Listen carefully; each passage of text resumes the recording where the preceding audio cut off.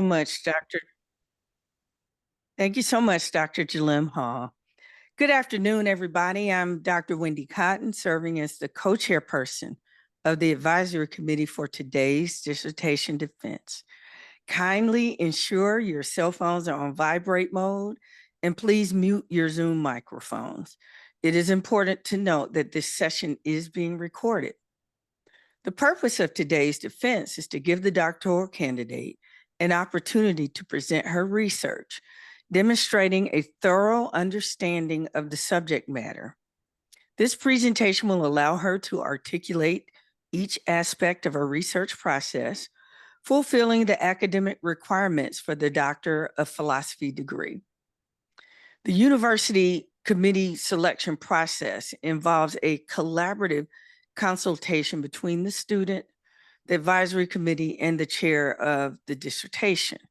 A doctoral dissertation committee must consist of at least 4 members, which may include 1 member from outside the program, subject to approval by the academic dean, Dr. Linda Malone Cologne. The majority of the committee must be composed of Hampton University faculty. For the Department of Education, all members must hold a terminal degree, and the committee chair must be a Hampton University faculty member within the discipline. The advisory committee is tasked with ensuring that the dissertation meets rigorous research standards.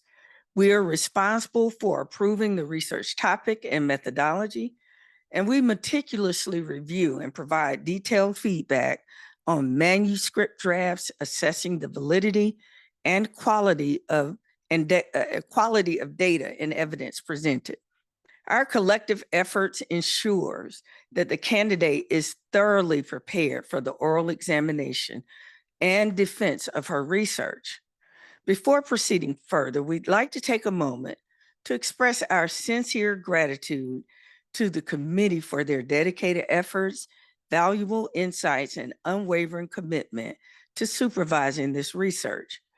Your guidance and support have been instrumental in helping the candidate navigate the complexities of this research journey and achieve this significant milestone. Your personal investment in both the academic and professional development of the candidate has not gone unnoticed, and we deeply appreciate the time and expertise you've brought to this process. So allow me to introduce the esteemed members of this committee. Dr. Martha Jallim-hall, Associate Professor, former department chair, and the chair of this advisory committee. Dr. Wendy Cotton, Adjunct Assistant Professor in the Department of Education. Dr. Sarita Kaysen, Adjunct Assistant Professor in the Department of Education and the Department of Counseling. Dr. Zena McGee, Hampton University Endowed Professor in the Department of Sociology and a methodologist extraordinaire. Dr. Stephanie Williams, high school guidance counselor in Henry County Public Schools in Georgia, and she is also a licensed professional counselor. We'd like to take a moment to thank our university administrators who are here to observe this defense. Dr. Denise Charbonnet, the chairperson of the Department of Education, Dr. Katina Ward-James, Director of Hampton University Online.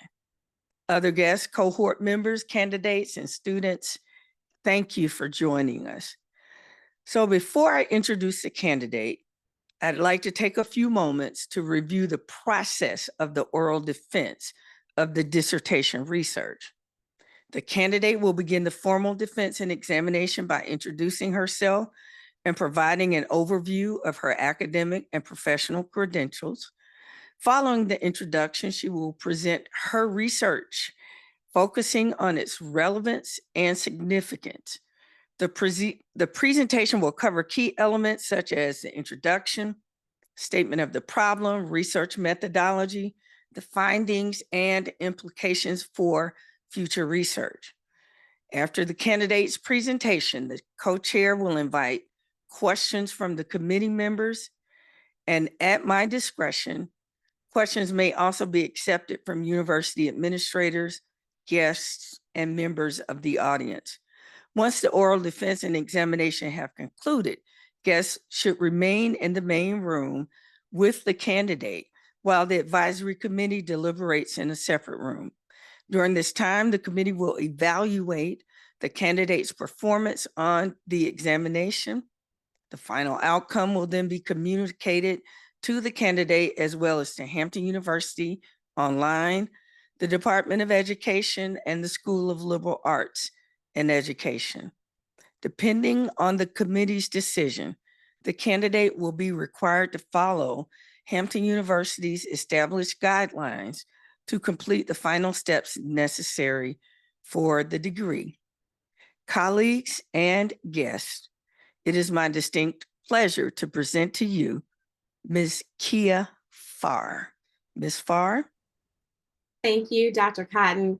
Greetings, everyone, and thank you for joining me today as I defend my dissertation research. As Dr. Cotton mentioned, my name is Keia Farr, and I am an educational management doctoral candidate.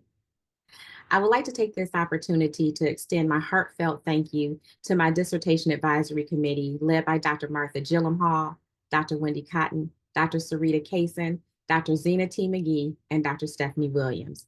Again, I'm Keia Farr, and I hold a Bachelor of Arts degree from Wayne State University in psychology here in Detroit.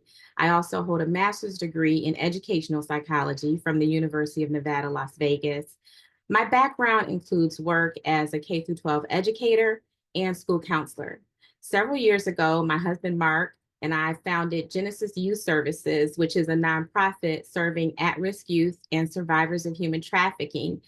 Through my work with GYS, I became familiar with the existence of human trafficking, and I wanted to learn more about it. As my knowledge evolved, Mark and I co-authored 2 curricula aimed at helping youth in crisis. And from my work on the curriculum development, I learned the importance of working with vulnerable students and how an impactful curriculum could be life-changing for them. This was the inspiration for my research. The title of my dissertation is Insights on the Effectiveness of Human Trafficking Curricula for K-8 Students. By way of introduction, many people have heard of the term human trafficking, but many are unaware of all that it implies. Human trafficking is a transnational crime, and it affects one of the most vulnerable populations in the United States and world, children. An astounding 67% of trafficked children in this country are K-8 students. And what's even more alarming is that experts maintain that the most effective tool for increasing student awareness is providing them with a evidence-based, school counselor-led human trafficking awareness and prevention curriculum. Studies also indicate that when properly trained and provided the correct resources and tools, schools counselors who work daily with students can be very effective in leading a human trafficking education program. The problem is this: while an abundance of information on human trafficking is readily available through nonprofit and corporate sectors, as well as the medical field and travel industries, there's a dearth of developed human trafficking curricula that's specific to K-8 students. In 2016, 13 states mandated an instruction of a human trafficking education program within K-12 schools. But it wasn't until 3 years later, in 2019, that Florida became the lone state to actually implement a K-12 human trafficking program. Problem background. Human trafficking affects 1 in 4 students on a global level. Roughly half of the people that are trafficked for sexual purpose in the US alone are minors. This identifies students as the most susceptible to this phenomenon. And surprisingly, the average age of female students entering into human trafficking is between the ages of 12 to 14. For male and transgender students, it's between the ages of 11 and 13. So experts have noted that a school-based, school counselor-led human trafficking program can prove to be essential when it comes to expanding a student's knowledge that human trafficking not only exists, but offer them tools to avoid it. School counselors then would serve as the rational choice to facilitate a human trafficking curriculum, not only because they tend to have a greater comfort level with the content, but also because under the Child Abuse Prevention and Treatment Act, they are trained to recognize and report suspected instances of child abuse and neglect. Many of the signs that are involved with at-risk students in human trafficking mimic child abuse and neglect. At the time of this research, 27 K through 12 human trafficking curricula were readily available and open on the market. These range in price from $0 to $500 and in length from 1 hour to 10 weeks. Despite the readily availableness of this curricula, however, not all 50 states require school counselors to facilitate a human trafficking awareness program. The purpose of this qualitative phenomenological case study was to explore the perceptions of school counselors on the effectiveness of a human trafficking curriculum with K-8 students in a Texas school district. This study is significant because it sought to extend the existing literature addressing the gap in the literature on the effectiveness of a human trafficking curriculum with K-8 students. The study is also significant because it could impact school-based programs that are aimed at educating students on human trafficking, both in the area of awareness and prevention. There were 3 theoretical frameworks which guided this research. Bronfenbrenner's ecological systems theory was developed by Bronfenbrenner in 1977, and it actually addresses the needs of vulnerable students who require resources about the existence of human trafficking. Maslow's hierarchy of needs theory was developed by Maslow in 1943, and it can aid school counselors in recognizing the factors that attract child victims, which put them at greater risk.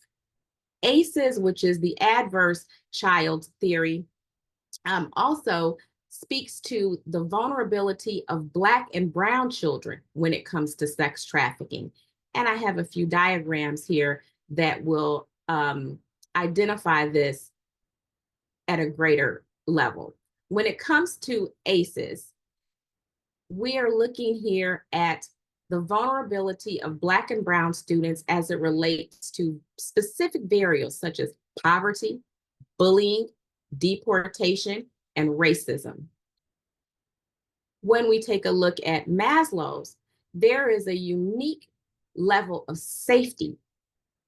School counselors can work alongside students through an effective human trafficking curriculum to identify things that can keep them safe and protected. And finally, Bronfenbrenner looks at different levels. Across the levels, school counselors who are working within an existing human trafficking program can utilize various tools such as social media, parents, and teachers to aid in educating students against this phenomenon.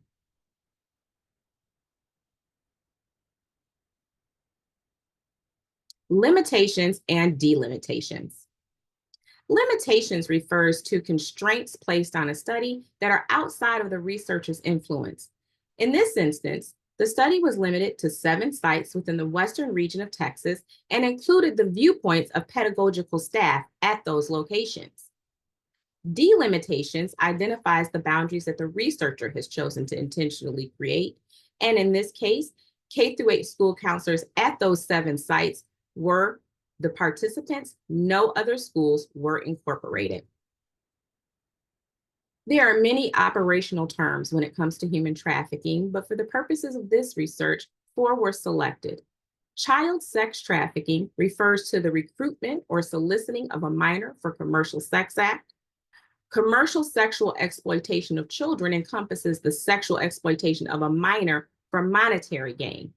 Human trafficking is the actual movement of people through force, fraud, or deception, and exploiting them for profit.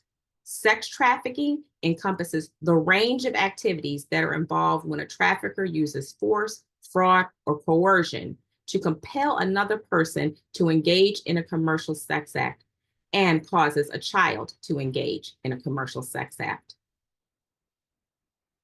The literature review is made up of 6 parts: the history of human trafficking, the need for human trafficking curriculum in the United States, the impact of human trafficking on students, the evolution of human trafficking curriculum in the US, school counselors' vital role, and the impact of human trafficking curriculum in K-8 schools.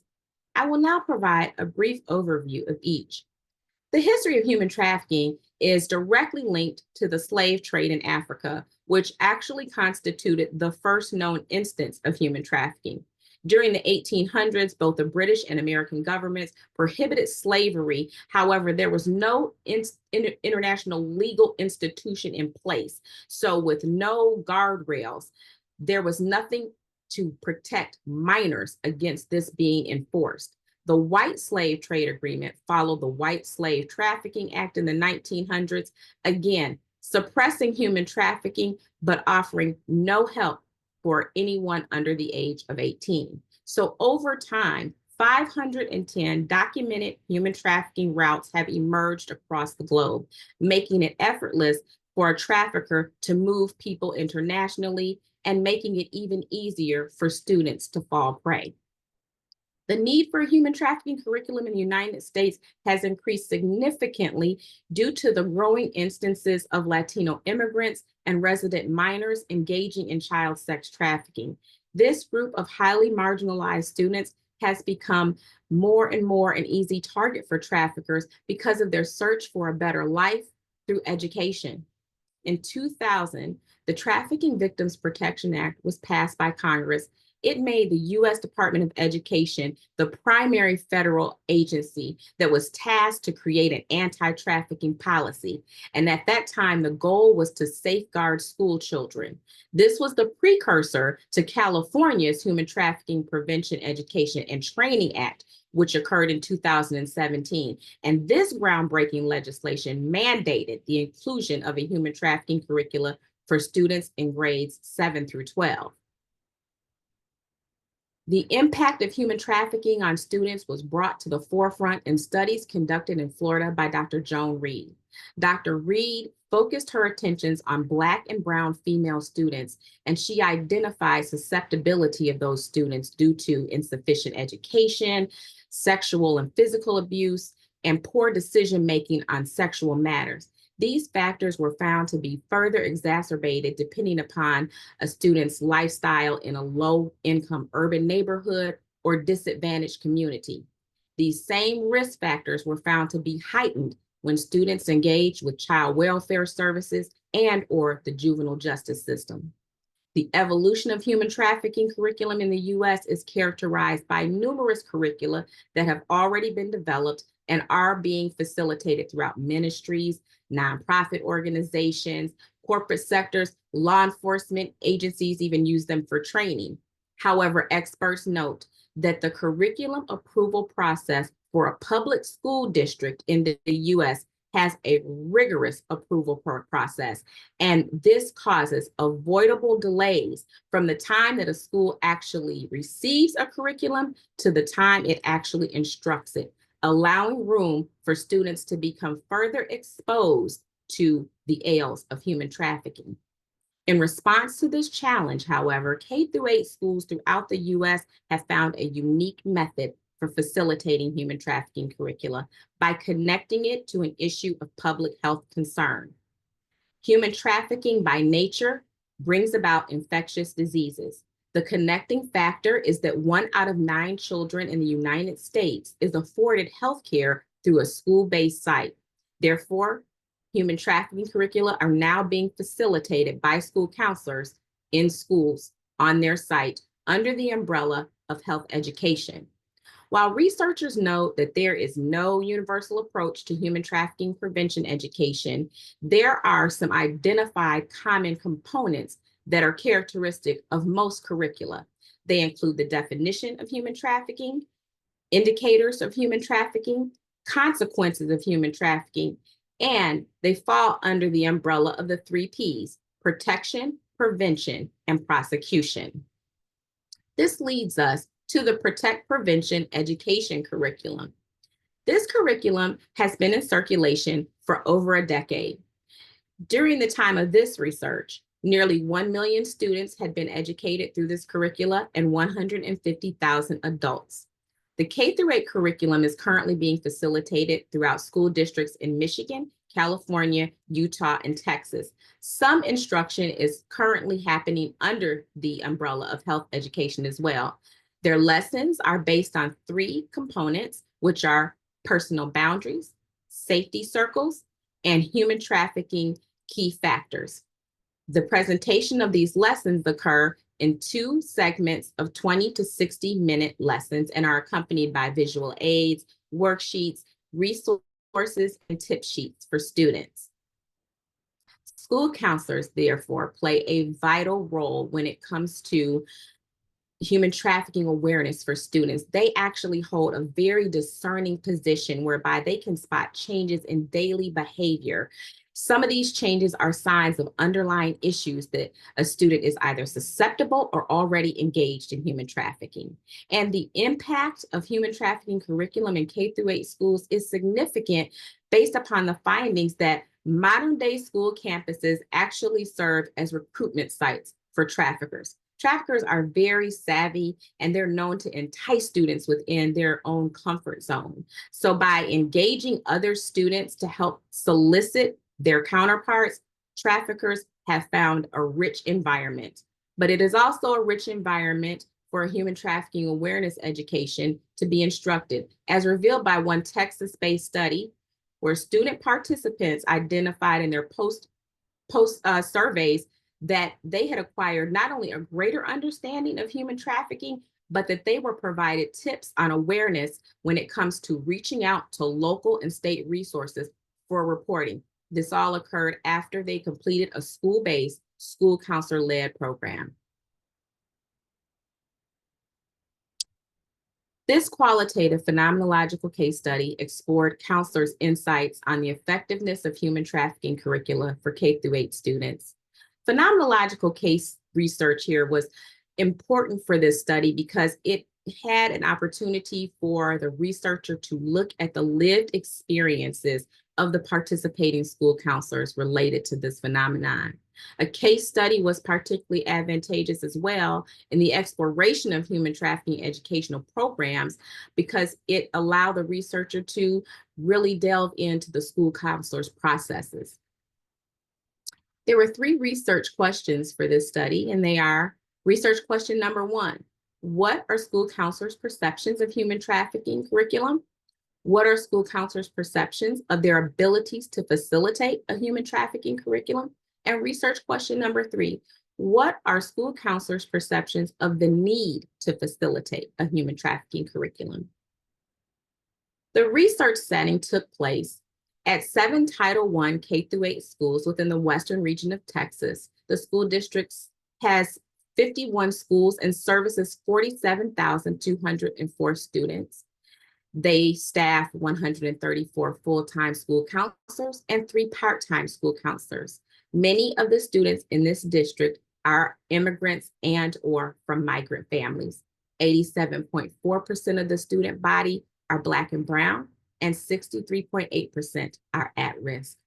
The participants included K-8 school counselors within the western region of Texas. Each of those counselors have been trained and certified to facilitate the 3 Strands Global Foundation Protect curriculum at their respective sites and have facilitated said curriculum over the past 24 months. All participants held a bachelor's degree or higher with 2 years of counseling experience in district. The sampling technique for this research. The researcher employed purposeful sampling for the study in order to gain more insight into the experiences of these participants, and the study included 8 participants, which was appropriate according to Creswell. Qualitative instrumentation. The researcher collected data using semi-structured interviews, a focus group, and conducted a curriculum analysis. The study's overall trustworthiness was based on several defined factors to ensure validity. This included triangulation and theoretical sampling for safeguarding credibility, participant validation to ensure validity was maintained, and member checking was provided for respondent accuracy and confirmability. Instrumentation. Semi-structured interviews were used to capture each participant's unique perception and experience. Here, the researchers sought to add to present-day literature. A focus group was allowed for group interaction to advance the discussions and strengthen the research, and it provided exploration into the participants' perspectives. And a curriculum analysis was done on the Protect K-8 human trafficking curriculum, which is facilitated by each of the participants. This was conducted using the HECAT, which is a tool that assesses comprehensive health education components. And unlike other curriculum, which are very lengthy and can contain several components, the HECAT uses a system called the CHI, which is the Comprehensive Health Education Module. And it looks at health education components that are smaller in size, such as smoking cessation, teen pregnancy, and in this instance, human trafficking. And it takes a curriculum, dissects it by the 15 characteristics of the effective health curriculum. And in this case, Protect was a curriculum that has 15 components. So therefore, the HECAT CHI was the logical instrument to conduct the curriculum analysis. Data collection procedures. The data collected was explored through in-depth semi-structured interviews, a focus group with the school counselors that linked to directly linked to the 3 theoretical frameworks previously mentioned, and the curriculum analysis was conducted to allow for a more comprehensive dialogue with the participants. During the data collection process, the researcher conducted these interviews and focus groups and curriculum analysis. This took place with the 8 individuals participating in the interviews and focus group. Data saturation was reached when there were no new themes present. Triangulation refers to the use of multiple research strategies to help explain a single phenomenon.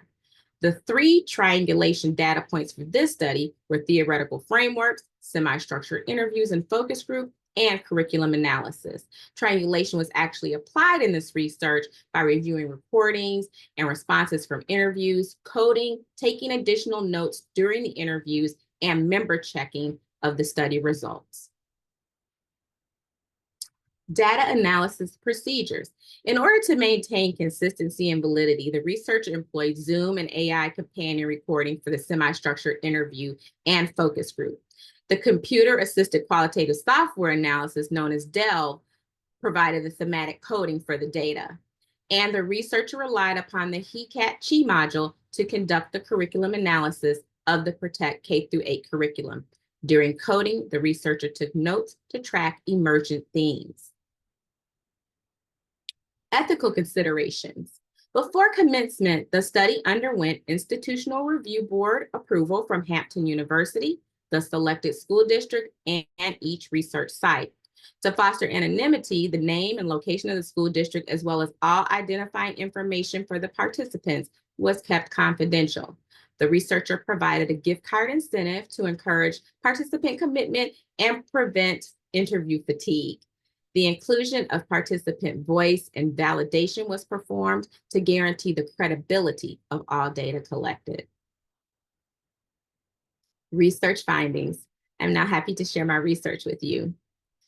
So the curriculum analysis, which I mentioned earlier, the HECAT, Comprehensive Health Education CHI module, again, looks at 15 effective health curriculum characteristics.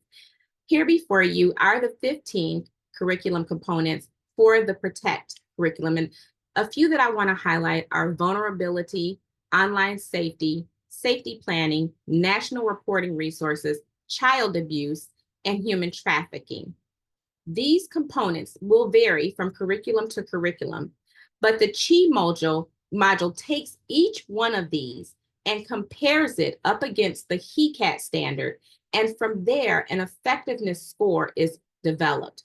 The score is determined by adding and summing the scores across each area, then dividing the total number of points by the maximum number of points, resulting in the full effectiveness score.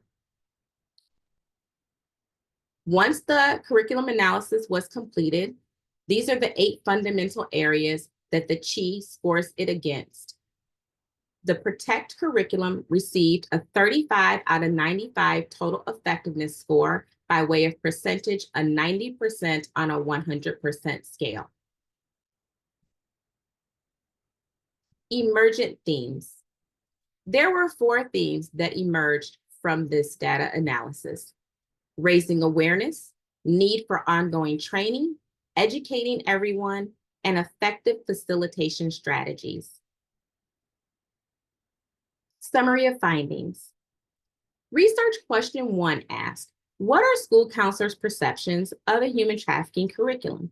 The literature discusses lack of awareness as a key in susceptibility to human trafficking. It also identifies proper training for school counselors on a continuum as a preventive measure. The participants support this in their responses that the facilitation of a human trafficking curriculum not only raises awareness in students, but counselors as well. Participants also expressed the need for continual training to expand school counselors' knowledge base, and these statements help to develop emergent theme 1, raising awareness, and emergent theme 2, need for ongoing training. Research question 2 asked, what are school counselors' perceptions of their abilities to facilitate a human trafficking curriculum? The literature discusses the importance of ongoing training to keep school counselors informed on precursors, which are ever changing in the area of human trafficking. Additionally, the literature notes the impact of survivor stories in reaching the students through curriculum facilitation. Participants emphasize the impact that ongoing training has and the impact that survivor testimony has on effective instruction of the curriculum. These statements help to develop emergent theme 2, need for ongoing training, and emergent theme 4, effective facilitation strategies. Research question 3 asks, what are school counselors' perceptions of the need to facilitate a human trafficking curriculum? While literature discusses student vulnerability due to specific risk factors such as race, immigration status, and sexual orientation, it highlights the importance of all students being susceptible, some more than others. This makes awareness and education, as well as those who are connecting with students as they undergo human trafficking training, paramount. Participants focused on the need to not only raise awareness regarding human trafficking, but to educate students, staff, and parents alike to make the community at large aware of the danger that exists. These statements help to develop emergent theme 1, raising awareness, and emergent theme 3, educating everyone. Summary. Research question 1, what are school counselors' perceptions of a human trafficking curriculum? Emergent themes 1 and 2 supported participants highlighting the significance of raising awareness about human trafficking through curriculum facilitation that is fueled by ongoing training. Research question 2, what are school counselors' perceptions of their abilities to facilitate a human trafficking curriculum? Emergent themes 2 and 4 supported school counselors' need for continual training and time to effectively facilitate a human trafficking curriculum. Research question 3, what are school counselors' perceptions of the need to facilitate a human trafficking curriculum? Emergent themes 1 and 3 supported the position of all participants that school counselors make an impact on students through facilitating a human trafficking curriculum, and that such education should be a key focus, not only for students, but educators and parents alike. There were 5 additional emergent themes. This came about from the focus group and research memo data. Parents' roles. Participants emphasized the importance of parent engagement when it comes to students learning about a human trafficking curriculum. Trainers training others. Participant responses indicated a high esteem not only for training, but for the training of potential facilitators. Curriculum impact. Participants viewed human trafficking curricula not only as impactful with K-8 students, but within the entire school community as well. Student reports on human trafficking. Participants noted the correlation between the facilitation of a human trafficking curricula and the increased instances of students reporting human trafficking related incidents.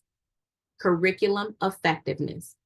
Participants observed that the effectiveness of the curriculum goes across the board with various students. This included students that were in special education, as well as students who were not necessarily considered at risk. This was further supported by the curriculum analysis achieved using the HECAT-CHI, whereby the Protect K-8 curriculum received a total effectiveness score of 35 out of 39. Discussion and implications. These findings highlighted the perceptions of school counselors on the effectiveness of a human trafficking curriculum with K-8 students. Findings indicated that K-8 school counselor-led human trafficking curriculum could raise awareness and enhance education regarding identification, response, and reporting to increase prevention. The findings may be employed in professional development programs that are designed to cultivate effective facilitation and support strategies by school districts, administrators, school counselors, and instructors of at-risk students in K-8 schools. Recommendations. It is recommended that a similar study or replication be conducted to explore the perceptions of high school counselors to assess the effects on students in grades 9 through 12. It is also recommended that research be conducted at additional locations where the Protect Prevention Education curriculum is facilitated. Such exploration could identify the impact on varying student populations. And it's recommended that other available human trafficking curricula be studied and undergo analysis to investigate its effectiveness. This could provide additional options for school counselors to choose from. Summary. The findings of this study align with the principles of the 3 guiding theoretical framework. The effective facilitation of a human trafficking curriculum provides targeted assistance to Bronfenbrenner's ecological systems theory exosystem by involving schools, local communities, and parents in the educational setting. The effective facilitation of a human trafficking curriculum is congruent with ACEs in that it connects the impact of the testimony of a vulnerable victim, now survivor, to increased awareness.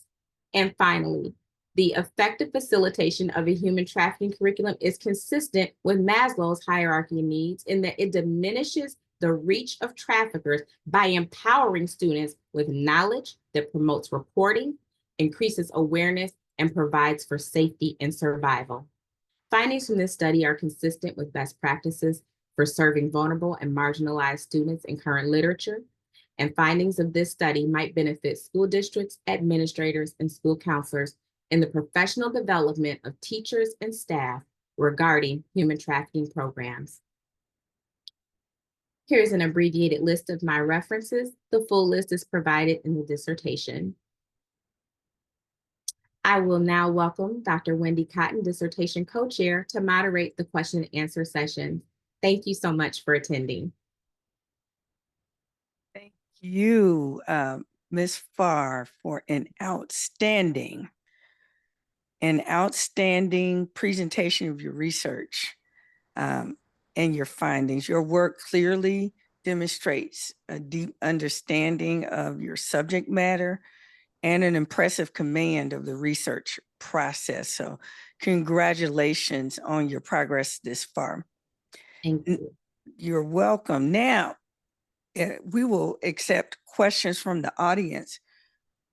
Pardon me. Before I do that, though, I do want to recognize Ms. Charlene Johnson, who is the former president the board of directors, Center for Sexual Assault Survivors, and a board member. She's employed as a probation officer for domestic violence in Hampton and Newport News. I hope I got all that right, Dr. Jallim-hall. But welcome, Ms. Johnson, and thank you for being a member of our audience today. Now, if you don't mind, we're going to go to Dr. Zena McGee for her questions and comments. Dr. McGee. Yes, thank you, Dr. Cotton, and thank you, Keia. This is an excellent research presentation. And as a professor of sociology, I teach courses in violence against women and victimology. And some of the cases that I've addressed with the students. I'm reminded of here the cases of Centoya Brown and Crystal Kaiser, Sarah Cruzan. And much of what we learned from those cases is that there needed to have been more identification of the young women as victims and more general awareness. I want to commend you on this work because what you've done with your research and your dissertation is you have addressed the emerging themes in such a way that they are high level themes and they capture, in my view, the broader area of concern and the interests relevant to this gap. We have a gap in knowledge, we have a gap in skill, we often have a gap in institutional support when it comes to treatment for young girls in particular in our school systems who are victims of trafficking. But the fact that you've been able to extend this and to tell us that not only is there this theme of raising awareness, but there's a need for ongoing training, something that will be built into the structure of the curriculum and be provided in terms of an ongoing way, and being able to educate all, not just those who may be in the first line of defense for vulnerable students, and certainly the effectiveness of those facilitation strategies. And so your research really, when I think about it and read through it, is drawing more attention to this disconnect that we often see with the roles of many of our professionals in the school system and that issue of preparedness. And so I see your work almost as a signal in terms of there's a need for more updated research that's going to inform both policy and professional development. So I want to again commend you on this. And one question that I had, because you did use Bronfenbrenner's theory, and it's so important because his theory gives us those different dimensions of experiences within our communities. Which of the elements of that theory do you think would be most relevant for the training? If we were to integrate components of his theory into more elaborate training, which is what you're suggesting here, which do you think would be most relevant? Thank you so much, Dr. McGee, for those inspiring comments and for the question. I believe that as this study indicated, the exosystem, the school counselors also supported this. There was much discussion had about the school and working with law enforcement, moving the needle across the table to collaborate. And a lot of the efforts that we saw within this district in particular was that the training was a collaborative effort between the developers of the curriculum, the school district, and their local law enforcement. Very good, thank you. And I just wanted to just end by saying I'm so glad that we have our students on the line because this is a clear example, as you can see, and this is what we often address in our classes, where you need to be able to outline your central research questions and clearly connect the findings to those questions. Because as we can see here, this has strengthened the coherence between your collection of your data, your analysis, and your interpretation of that data. So I think this is excellent, and I'm so glad that you brought this to our attention even more in your work. But I do see so much in terms of the broader implications of this work. So thank you again for sharing it with us. Thank you, Dr. McGee. Thank you, Dr. McGee. Dr. Sarita Kaysen. Yeah, I am extremely proud and impressed with what you have presented with us today. Just thinking about our conversations in the past about, the need for this, and something you touched on is how much red tape it takes to get things to schools, to embed them in curriculum or incorporate them in their curriculum. I think the research that you have here supports that. It's not just someone knocking on someone's door and saying, hey, I got this curriculum. Y'all need to do it because we have this problem. You've laid the groundwork of why this is important to be incorporated in the curriculums, and being in Hampton City Schools here in Hampton, Virginia, all day long, people show up, they want to push curriculum. But what you have done is laid out the groundwork for to help alleviate some of that red tape, because this is a problem. And like Dr. McGee said, some of those victims' names she spoke of how they were treated as criminals and not looked at as victims of trafficking as they were. So based on your theme, educating everyone, and the sensitive nature of this topic, following up with what I just said, how can you expand this curriculum beyond the schools? Because not only do we need to educate the students and the teachers and the educators, we need to educate the parents and the community, because some of these girls are being trafficked right under their parents' noses. So how do we get it broader? I know we got to tackle the school first, but how do we do that with following up that theme, educating everyone? Thank you so much, Dr. Kaysen, and I appreciate that question. This was absolutely something that came up in our focus group, and it goes back to what I just mentioned with Dr. McGee. It is a collaborative effort. One of the themes that the participants discussed was the parents' role.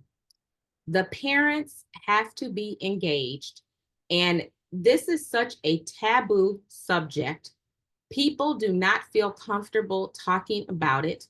That includes parents talking to their children. And when we discussed this in the focus group, we said, this is a reach across the table. This is arms out to the community. This is engaging the churches. This is engaging the parents. This is engaging the law enforcement, the local universities.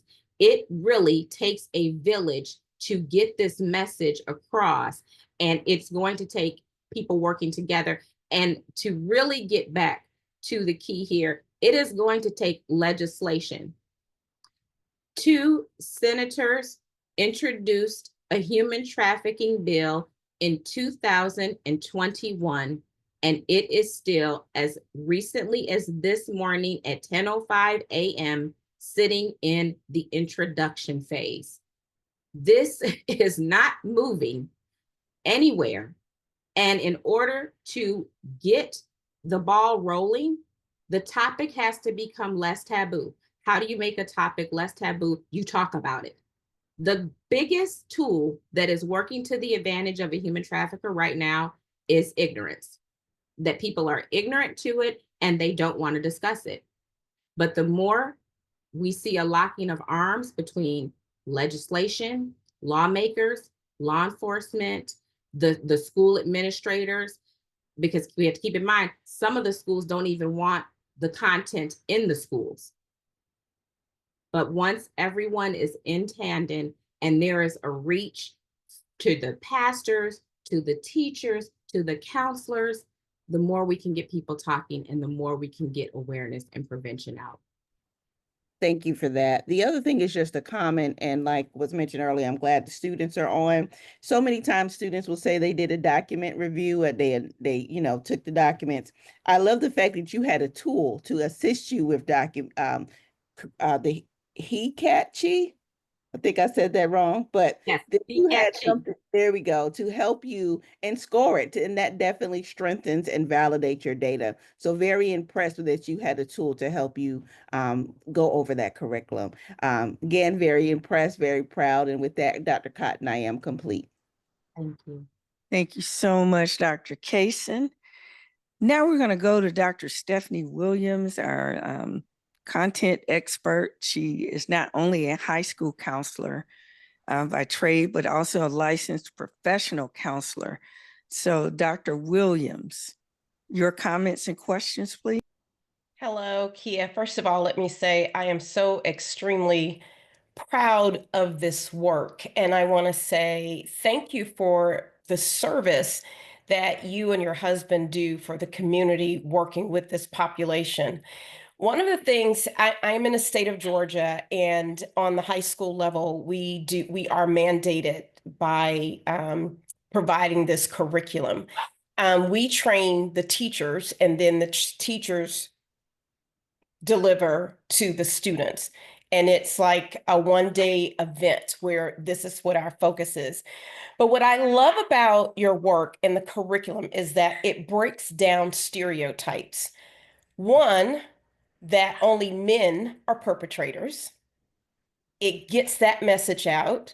We tend to think women are our nurturers, and so we don't have to be aware. Also, the fact that it brings out also your peers are many times those people who are also recruiting. It also breaks down the stereotypes that only females are trafficked, and especially within the age group that your research focuses on, there is a high percentage of males that are also trafficked. I think the curriculum, getting it out, it teaches you see something, say something, because of, like you were saying, the topic is taboo. Also, the manipulation factor that goes into it, we may not get, or a lot of self-reporting. So the curriculum, when it exposes everybody to it, and it's a prevention, not just an intervention, it teaches our neighbors. You see something, you say something. It brings about that awareness to the other students within that community. So those are things that I love about it. It's also not lost on me that that age group, 12 to 14, you were saying is at the higher risk for sex trafficking. It is also the age for the highest risk for teen suicide.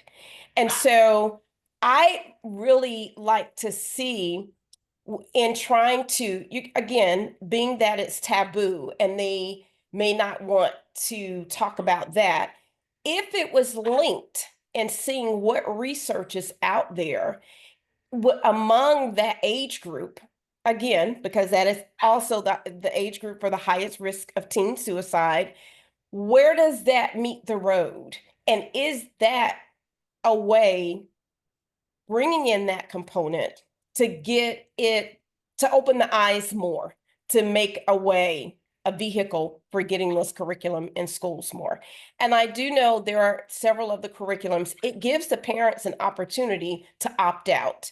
So if you don't want your child to be a part of it, they don't have to be, but it still teaches that if you see something, say something, and they're going to take that information on, even if the kid wasn't among that. So my only question to you, again, you're doing so much work already with your own foundation and all that you and your husband do. What are your next steps for getting this into schools? What are your next steps? Thank you so much, Dr. Williams, and thank you for that question. You sound like you are already giving me a next study, and I like that, the connection between human trafficking curricula and suicide prevention. So let me start there. Okay. But what I will say is this: the legislation is key. What has been seen to this point has been because of mandated human trafficking curriculum being in schools, because a legislation was passed at a state level that said, you've got to do something, and however you can do it, get it done. Texas was partially chosen because of the Texas Education Agency Act, which mandates their schools to instruct a human trafficking curriculum. The Protect curriculum is just one that happened to be selected. So one of the things that I would like to do coming out of this research is working with school administrators to help find a curriculum for them. I would like to look at other curricula that are available, because the truth is that Protect it's a great curriculum, but it's also expensive. There are curricula that are available that are free. There are curricula that are available that are more of a minimal cost. They may not have the same components. The Protect program comes with a cost, but it also comes with ongoing training, and it also comes with a personal in-person trainer. That was something that the participants identified as very beneficial. But in order to get people to sort of buy into the need, it's important to have some face-to-face conversation about why there is a need. So again, going back to raising awareness and then letting people understand that there is an answer. You have a curriculum.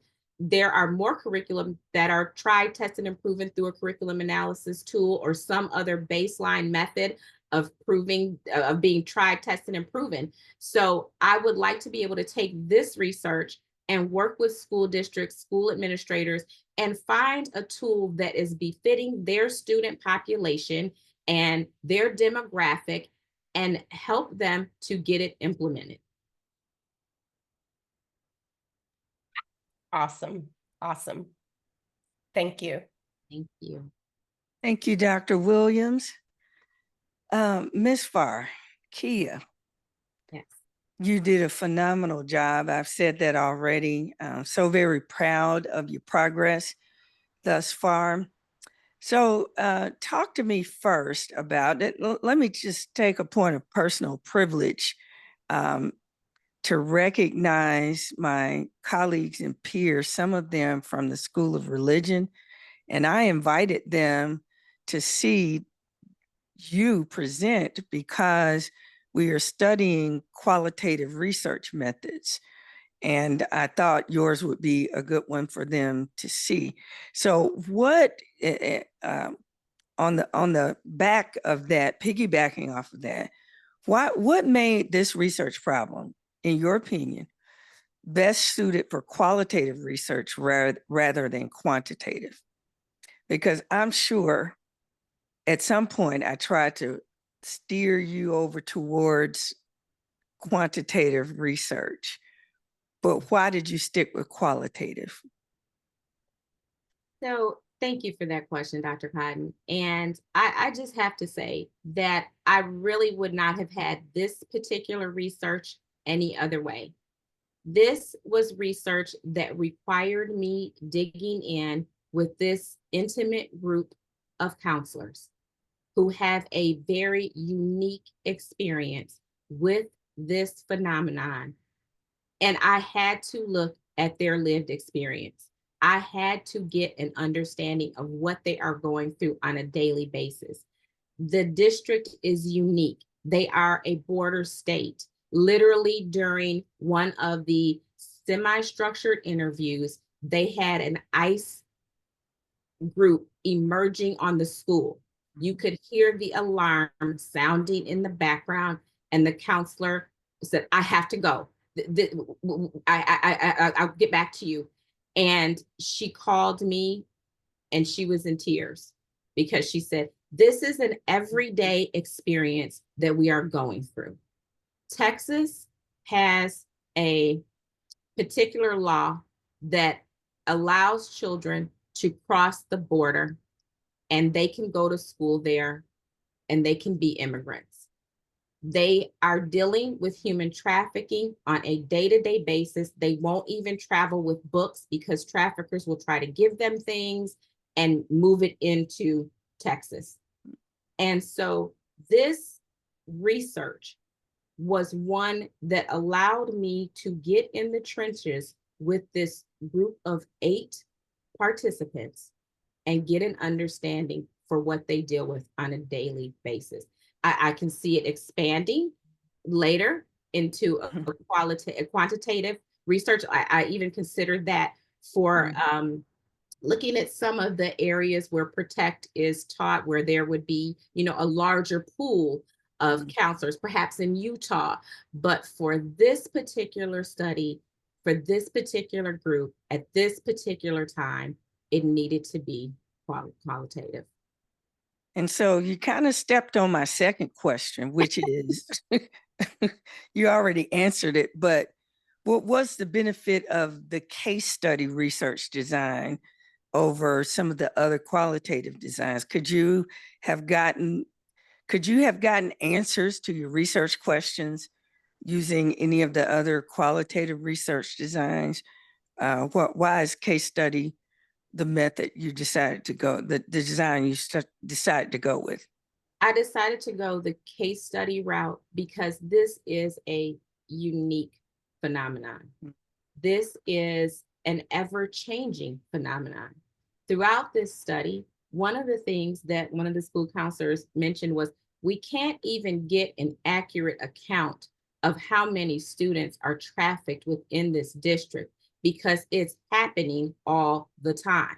And what is trafficking? For the purposes of reporting, is it the time that the student is actually taken by a trafficker, or the time that they're engaged in one of the sex acts or an act of servitude? When does it start and when does it stop?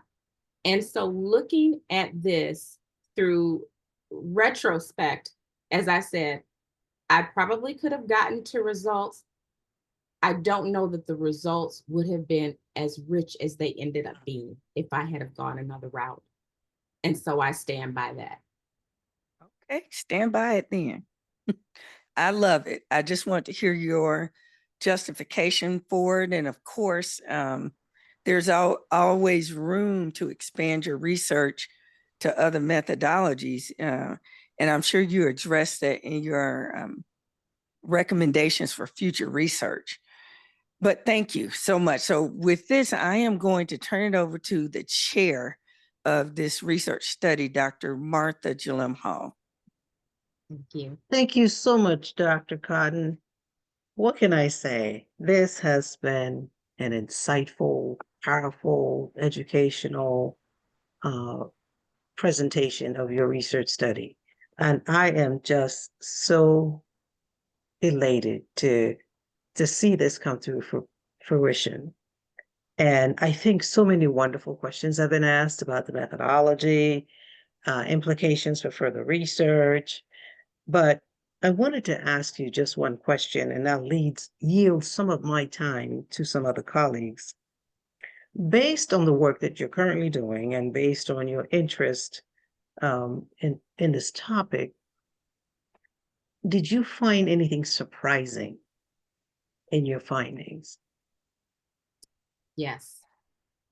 Yes, Dr. jallim-hall. Thank you for first of all, thank you for helping me to frame this in a way that it ties into education and that it highlights the students.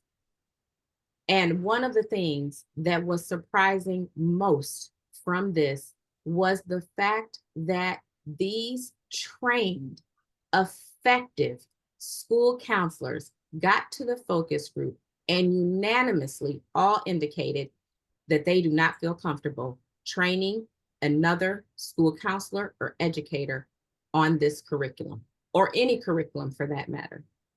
And so, if you will, perhaps a sub-theme emerged, which was the seriousness of the content was such that they did not want the burden of training someone else to lead it. They all said, we will leave that to the professionals. And so my question then was, well, you speak with such intelligence on the content and you are delivering it daily to the students. They said, Keia, talking with the students, getting them to talk with us, utilizing the tools that have been given to make us successful is one thing, but training someone else and hoping that you get it right in your delivery and how they should instruct it, that is something that we don't want any part of. We are still feeling that we have to re-up every summer. We go to these refreshers and the information is ever evolving, and we don't want that responsibility. I mean, I can understand that as an elementary school counselor. I just could see the burnout and the emotional toll on any counselor, whatever grade level. This is just, you mentioned that it's a taboo topic. If we can't even pass legislation nationwide because we don't want to talk about that, then we don't. If we talk about it, then it's real, and then it's something we have to deal with. So I think one of the steps for further study would be looking at the emotional component and the impact on school counselors who have to deliver this curriculum. So I think that's something you should consider, or someone else in the audience who's looking for a dissertation topic. So at this point, I'd like to yield my time, Dr. Cotton, the remainder of my time after Dr. Charbonnet's comments, to Ms. Charlene Johnson, who is a practitioner in the field. So we invited her because we wanted to hear from her, and we thought that your research will be very interesting and very powerful to bridge the theoretical concept of it to the actual practitioner who's involved in it every day. So, Dr. Cotton. Thank you so much, Dr. Hall. Dr. Denise Charbonnet, the chair of the Department of Education. Well, first of all, congratulations on this research. It is very important. It's a subject that isn't often broached. Even when I was working in the schools, it was in the curriculum for the high schools, and very controversial with parents and people in the community who question different aspects and why it had to be. So I applaud you on taking this on and just doing some amazing work. I yield the floor to those people who are more well-versed in it than I am, but I do know the importance and I do understand the curriculum and when it was offered, how it was received. So I just applaud you and your committee on this fantastic work. And I echo Dr. McGee's sentiments in the importance of conducting research on this topic. So thank you for what you've done. Thank you, Dr. Charbonnet. Thank you, Dr. Charbonnet. Ms. Charlene Johnson, thank you for joining us. And would you like to have comments? I would. Thank you so much for the invite. I also would like to thank Dr. jallim-hall for thinking of me. I have to tell you that I am so overwhelmed because I hear your passion, as is the passion that I've heard before from Dr. McGee. This is definitely not a work for the faint at heart. And I concur with a lot of the comments that were made. I do this on a daily basis as far as working with victims of domestic violence. And as you probably know, as far as a definite connection between domestic violence and sexual assault and trafficking. Unfortunately, all those ills sometimes cross paths with one another. I heard, a few comments that I want to remark upon. And one was, what do we do and can we get it out there public? As previously stated, I am a former board member at the Center for Sexual Assault Survivors here in Virginia. It's actually situated in Newport News. Many people don't know about it. I believe Dr. Charbonnet and jallim-hall do, though.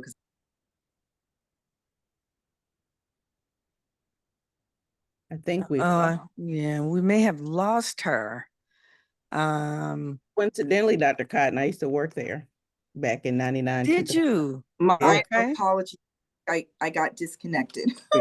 So all right. there we go. I'm back again. So as I think that might be saying that my time needs to be shorter.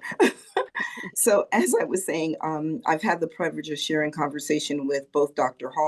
jallim-hall and Dr. Charbonnet personally. And I will tell you that there is not enough knowledge about human trafficking. And it is an ill that no one really wants to talk about. And unfortunately, we should be talking about it because it is extremely prevalent, especially here in Virginia. Unfortunately, we're marked in Virginia as being one of the top 5 states for human trafficking. Not many people know that. So work definitely needs to be done. And I think, like anything else, we have to start with grassroots. Before my time, I'm sure some probably remember, there was a time where domestic violence was not talked about. It's one of those things that we swept under the carpet. No one wanted to talk about it, and it was an hidden ill. But if you know now, it is everywhere. We're talking about it. We're walking for it.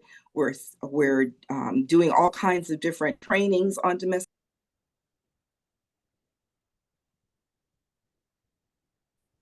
Did we lose her again?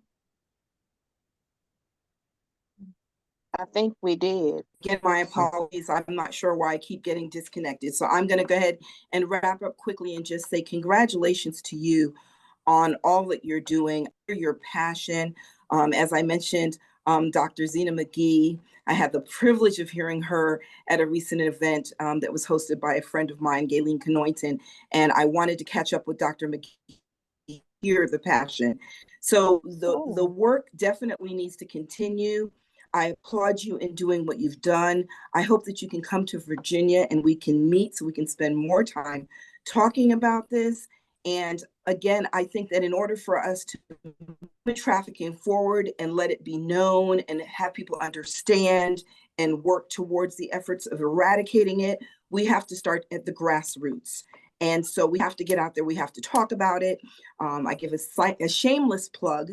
I'm actually walking in a walk to eradicate sexual violence this Saturday in Hampton, Virginia at Peninsula Town Center. And this is my 17th year walking. So I applaud you. I thank you and your husband for the work that you're doing. I hope we have the opportunity to meet in person.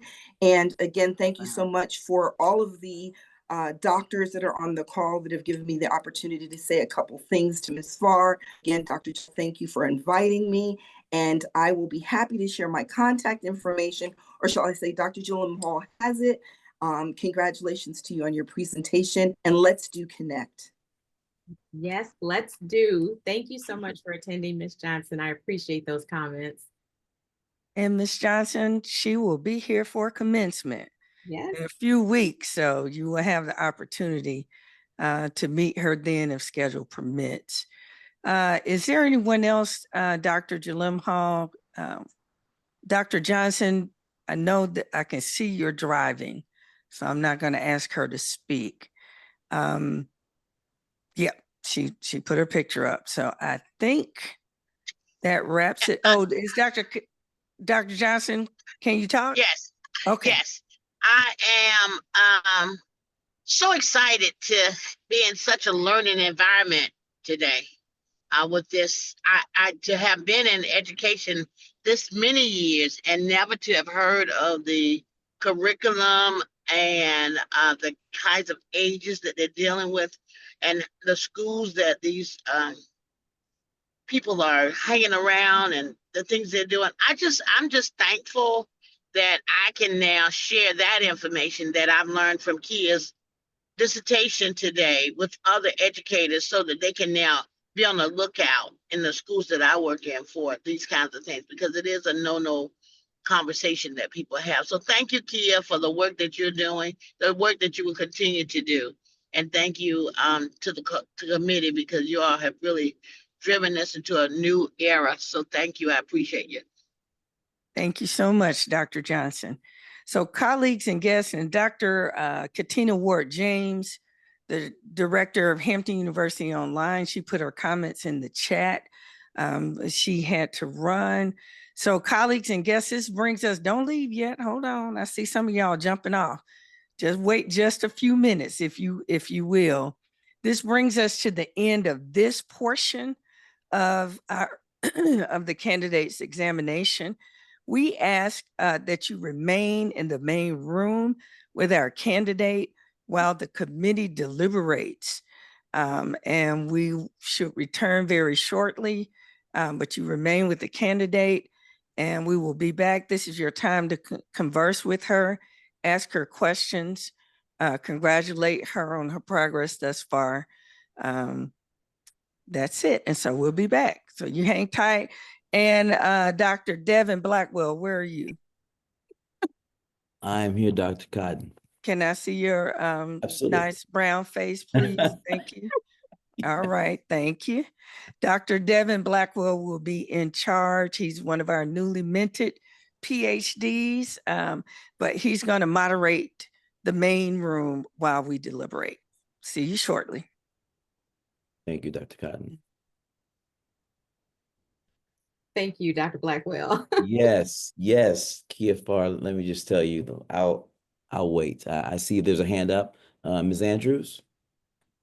Thank you. I'm one of the people visiting from the School of Religion, Dr. Cotton inviting. Thank you so much. This is an amazing work presentation. I was actually sharing in our group me that I live in Maryland and Prince George's County, DC area. We're one of the highest for trafficking, but I also lived in Nashville, which is also the highest place.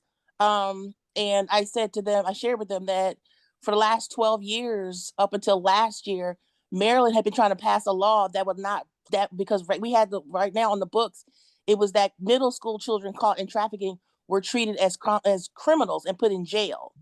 And after 12 years, we just passed a law that would decriminalize human trafficking in the age that you are studying.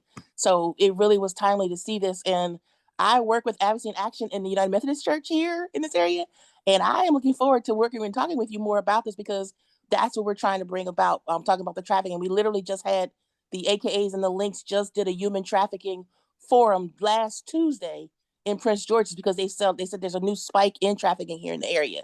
So you are like literally perfect timing, not just for what I'm doing in my work as far as qualitative work, but just your work and what you said. So thank you so much. Thank you, Rochelle. I appreciate that. Thank you. Anyone else like to unmute and speak? I know there's a very special person here. You might want to say something to his very special person. No pressure, Mark. No No, pressure. I won't pressure my buddy. How you doing? Hey.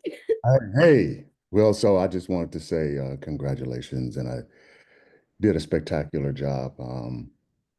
I've been with you over this last 3 years, but before then, when we were working with A21 and the other agencies, I really see your heart and your passion behind it. It has been a tremendous journey, but there's still a lot of work we have to do. So take my hat off to you, say thank you. Did a wonderful, wonderful job, man. We are so godly proud of you, and I love you. Love you. Thanks, honey. Oh. Mr. Farr. Sir. Right. Hey, can't wait to meet you. Yes, sir. Absolutely. Ms. Bradford. Good afternoon or good evening, depending on, I'm on the West Coast, so it's afternoon here. Dr. Farr, I would like to congratulate you on a wonderful, amazing presentation, research, a topic that is definitely near and dear to my heart as well. And, you know, in California, there is some work that is done, but so much more that needs to be done. And it actually sparked a thought, because I have a family member who is actually standing trial for basically being a victim of trafficking. But they are charging her with, you know, with a crime. And so it just really, this just resonated with me. And what it's saying to me is that I need to speak up on the family member's behalf.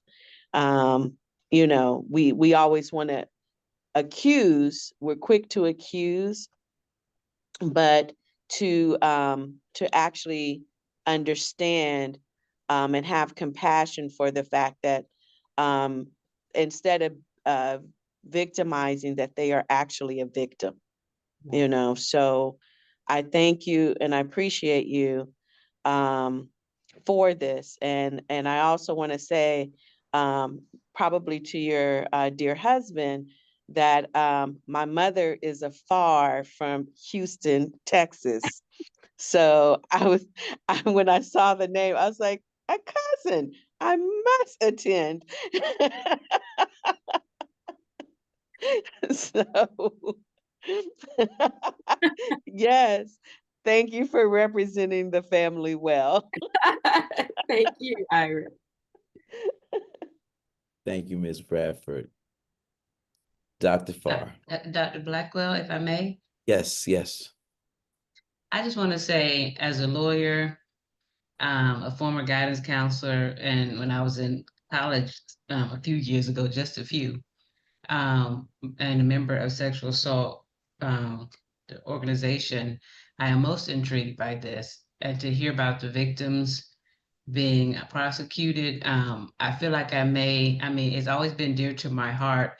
And I'm just, so if there's opportunities where, you know, my legal background counseling or whatever could, can have any impact. I am 110% interested. And, if so, I look forward to hearing from you. Thank you, But, Dr. Kim. I All appreciate right, I hate to interrupt this love fest here, but we need our candidate, Ms. Farr, to join us in the committee room. And I want to recognize, I see Rochelle, I see Wanda, I see Jason. Am I missing anybody? Some of my colleagues in the School of Religion, thank you for coming to observe. I know there were more who were here, but yeah, Keia, I need you to join the breakout room, please. I would like to echo that as well. This is Dr. Charbonnet, but look, we are collaborative here, and we are so happy to have our colleagues and students from the School of Religion. You are welcome anytime to any of our defenses. We'll have to make sure we loop you in so that you can come in and listen and chime in, see what we're doing, and we'd like to be invited to yours as well. So I think this is great collaboration, and I want to thank you for being here. To all of our colleagues at the School of Religion.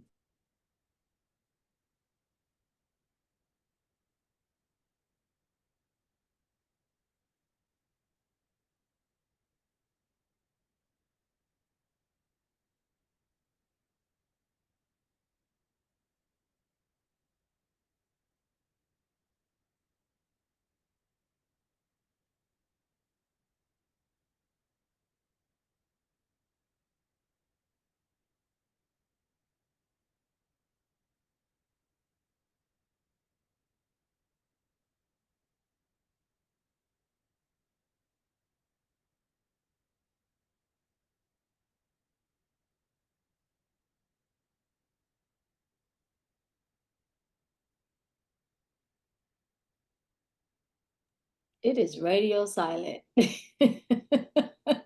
But I like her topic too. I think it was very interesting because we also have in California, January is our human trafficking month. And we definitely put on symposiums for our high school students, and I work in the hub in LA where our students are being trafficked. So this is very important. Dr. Cotton, is Dr. McGee's back? Is everyone back? Yes. All right, colleagues and friends and guests, thank you so much for sticking around. And at this point, we'd like to turn it over to Dr. Cotton to make the presentation.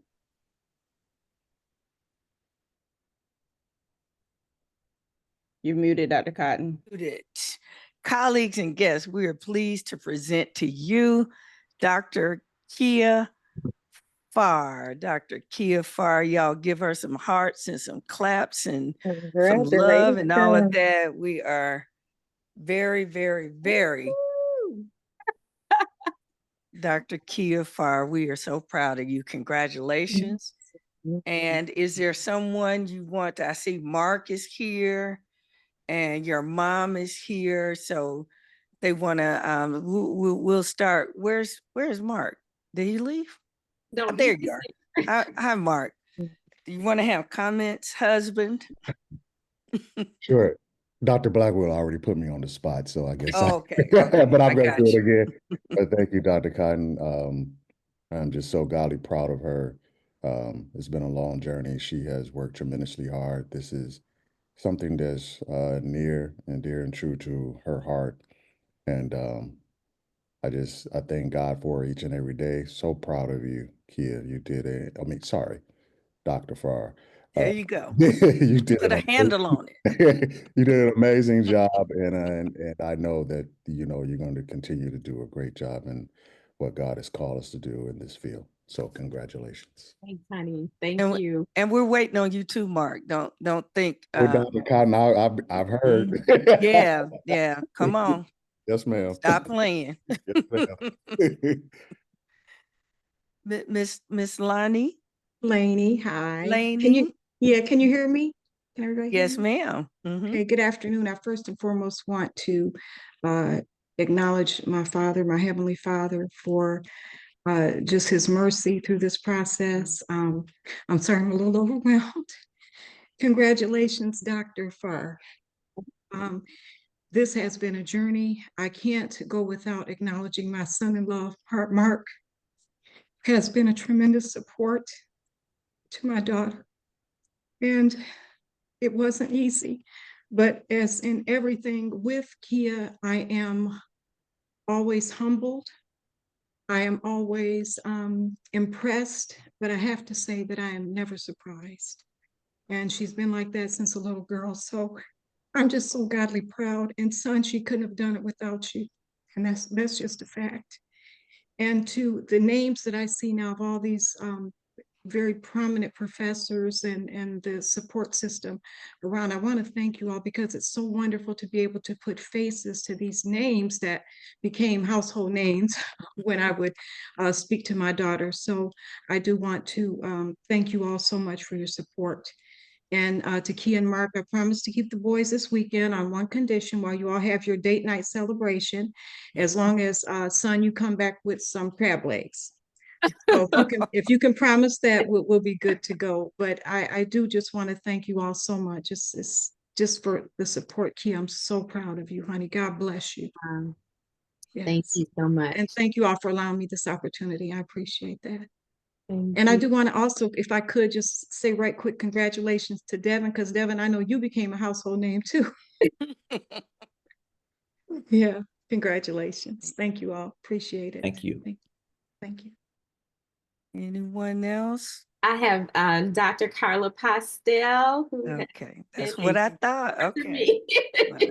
Well, you know, first of all, I echo everything that her mom and her husband share. And I'll keep it simple that I am, because I feel like I'm getting. We can't see your face, Dr. Pastel. Oh, like I'm still at work. I have 3 different screens going on. So can you see me now? Yes, ma'am. Okay. So I was just saying, could you hear me say that I echo everything that was shared by her mom and her husband? But I just want you to know, Dr. Farr, that I am extremely proud and happy to see you reach this milestone. Congratulations. I'm getting emotional too. This is just, it's great working as an educator to hear this and see how it can be transferred into my daily life. It's wonderful. So thanks again for sharing the information. And again, congratulations. Thank you, Dr. Pastel. Dr. Kaysen, our ritual.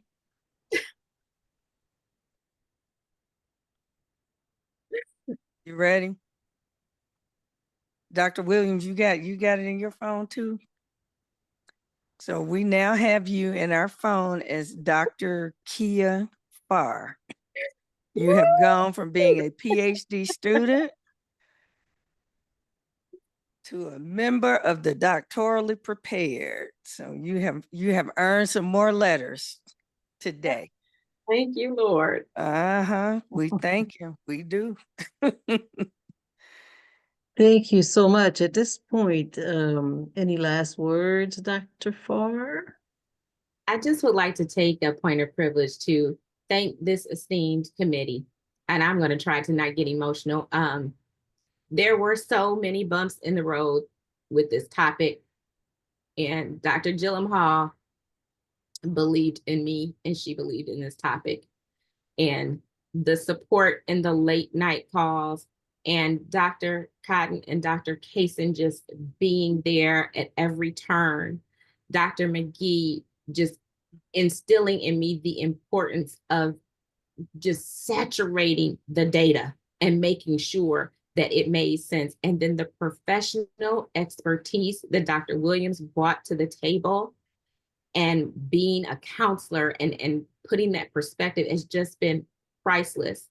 And then I see some of my cohort on the line. Devin, Tracy, you all have been there in the deepest, darkest hours. I thank you. And to my husband, oh my God, just has held it down on every side. And finally, to my mom, thank you for just being such a cheerleader for me. I am so grateful to God, and I am so thankful that I chose Hampton University and that everyone has worked together to make this work, my life's work, something that I can be proud of. Thank you all. You're a pirate now. Yes. Well, Thank you. Thank you to everyone. I mean, this is very important work. It's just so different from all the other types of research that we do. And I really want to thank Dr. Farr for sticking with it. And she made a case for it. And of course, sometimes the topics are not, we don't understand it. And so she really said, this is how I want to do it, how I'd like to pursue it. And she kept at it and we said, okay, finally.